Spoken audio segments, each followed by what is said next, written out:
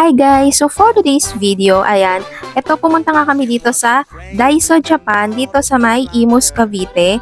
Ayan, tapos nakita ko dito yung mga mystery bag. Itong isang mystery bag, ayan, 800 pesos to. Ito namang isa ay 500 pesos. So dahil tight ang ating budget at ito lang ang ating kaya ngayon, ayan, kumuha ako ng mystery bag na worth 500 pesos.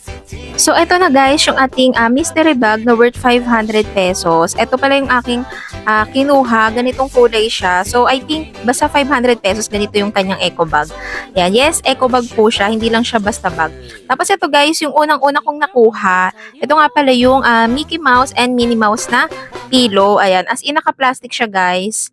Ayan. Nakita nyo naman, bagong-bago pa siya. Pero meron na siyang parang slice. I think, hindi ko alam, siguro parang napunit yung pinaka-plastic niya. Pero, okay pa naman siya.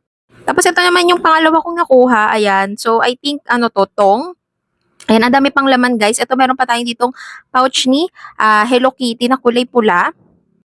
Ayan, hindi ako sure kung ano to, pero I think sa sapatos yan. Ayan, tapos ito, another pouch. Ayan, pang ilan na to? 1, 2, 3, 4, 5. Ayan, pang 5 na to. Tapos ito, storage bag. Ayan, 6.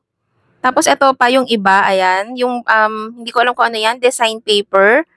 Yan, so I think magagamit ng anak ko to, yan, sa pasukan or pag pumapasok na ulit siya. Tapos ito pa, meron pa tayong thick storage, ayan, meron pa tayong party candle, medyo madumi lang siya.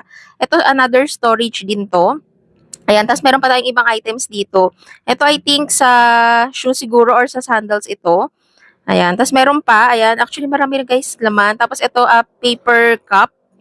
Ayan. Tapos ito guys, yung pinakahuli. Yan. Wala nang laman guys. Ayan. Yan yung upuan na Mickey Mouse. Ayan. For me, I think sa 500 pesos, I think worth it naman siya.